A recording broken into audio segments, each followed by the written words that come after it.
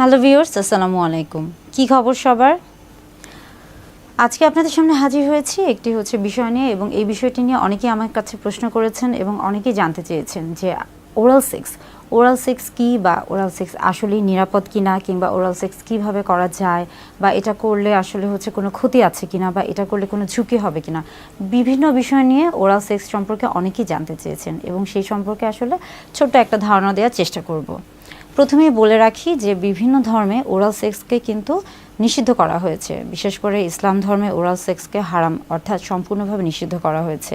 কিন্তু আমি যেহেতু একজন চিকিৎসক এবং একজন ক্লিনিক্যাল সোশ্যাল ওয়ার্কার, তাই আমার মনে হয়েছে যে যেহেতু অনেকেই আমার কাছে এই বিষয়টি সম্পর্কে জানতে চেয়েছে, তাই তাদের জানার যে বিষয়টি রয়েছে সেই বিষয়টি সম্পর্কে কিছুটা ধারণা দেওয়ার আমার পক্ষে উচিত। ওরাল সেক্স আসলে কি? ওরাল সেক্স মূলত বোঝাচ্ছে যে মুখের মাধ্যমে জননাঙ্গ, স্ত্রী অথবা পুরুষ জননাঙ্গকে উত্তেজিত করা, এটাই মূলত ওরাল সেক্স।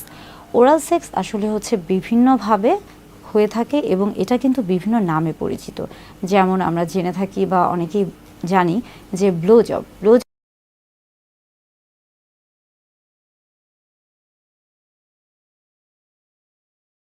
বলতে আসলে কি বোঝাচ্ছে? ব্লো জব বলতে বোঝাচ্ছে যে মুখের মাধ্যমে জননাঙ্গকে উত্তেজিত করা, এবং এই ক্ষেত্রে মুখের মাধ্যমে পুরুষদের জননাঙ্গকে যদি উত্তেজিত করা হয়, সেটাই মূলত ব্লো জব হিসেবে পরিচিত।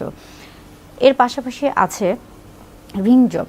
সেটা মূলত দেখা যাচ্ছে যে এনাল রিজন, অর্থাৎ আমরা বলে থাকি যে পায়ুপথের যে জায়গাটি রয়েছে সেই জায়গায় যদি উত্তেজনা তৈরি করা হয়ে থাকে, সেটিকে রিং জব বলা হয়ে থাকছে। এবং এর পাশাপাশি দেখা যাচ্ছে যে লিকিং বলতে মূলত বোঝাচ্ছে যে মুখের মাধ্যমে যদি স্ত্রীর জননাঙ্গকে উত্তেজিত করা হয়ে থাকে, তাহলে তাকে লিকিং বলা হয়ে থাকে। এরকম আসলে ওরাল সেক্স বিভিন্নভাবে বিভিন্ন নামে পরিচিত। এটা মূলত নির্ভর করছে আসলে কোন জায়গার ক্ষেত্রে বা কিভাবে সেই সেক্সটা করা হচ্ছে সেটার উপর। এখন আসি ওরাল সেক্স, এটি কি আসলে নিরাপদ?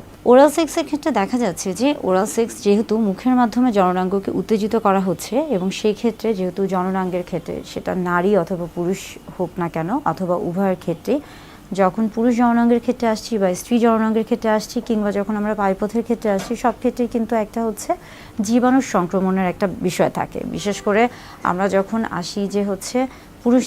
যখন আসি পুরুষদের ক্ষেত্রে, তখন কিন্তু সেখানে বিভিন্ন রকমের জীবাণুর সংক্রমণ থাকে, বা সংক্রমণের একটা আশা থাকে, বা সংক্রমণের একটা পরিবেশ থাকে।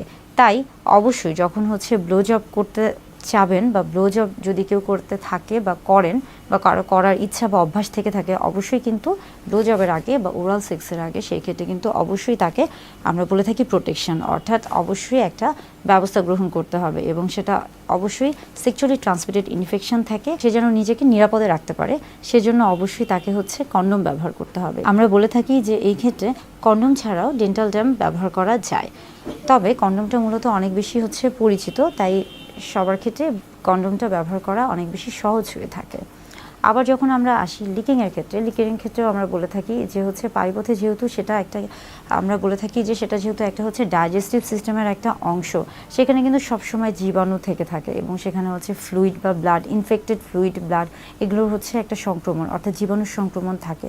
তাই সেখানে যদি কেউ সেই দিকে যদি কেউ সেক্স করতে চায়, বা কারো যদি রিং জবের অভ্যাস থেকে থাকে, সেই ক্ষেত্রে কিন্তু অবশ্যই তাকে প্রোটেকশন নিতে হবে, অবশ্যই কন্ডোম ব্যবহার করতে হবে, এবং এই ক্ষেত্রে এই ধরনের ওরাল সেক্সের ক্ষেত্রে বিশেষ কিছু নিয়ম তাকে অবলম্বন করতে হবে, তা না হলে স্বামী এবং স্ত্রী উভয়ের ক্ষেত্রে বিশেষ কিছু সমস্যা হতে পারে। এখন আমরা আসি লিকিংয়ের ক্ষেত্রে আমরা বলে থাকি যে যেহেতু যোনিপথ বা ভ্যাজাইনাতে একটা অন্যরকম একটা স্মেল থাকে, বা অন্যরকম একটা যেহেতু প্রাকৃতিক একটা স্মেল থাকে, এবং অনেকের ক্ষেত্রে ওরাল সেক্সের ক্ষেত্রে যখনই কথা আসছে, তখনই অনেকে এটা পছন্দ করে, অনেকে এটা পছন্দ করে না, অনেকে মনে করে যে এটা ঠিক, অনেকে মনে করে এটা ঠিক না। এটা আসলে নির্ভর করছে সম্পূর্ণ আপনার ব্যক্তিগত বিষয়ের উপর। আপনি কিভাবে আপনার যৌন জীবনকে উপভোগ করবেন, বা কিভাবে আপনি স্বাচ্ছন্দ্য বোধ করবেন, এটা সম্পূর্ণ আপনার ব্যক্তিগত ব্যাপার। তবে ওরাল সেক্স করলে যে ধরনের ক্ষতিগুলো হতে পারে, অর্থাৎ এই যে যৌনবাহিত রোগগুলো রয়েছে, এবং এই যৌনবাহিত রোগগুলো থেকে নিজেকে প্রতিরোধ করতে হলে অবশ্যই কিন্তু প্রোটেকশন নিতে হবে, অর্থাৎ কন্ডোম ব্যবহার করতে হবে, অথবা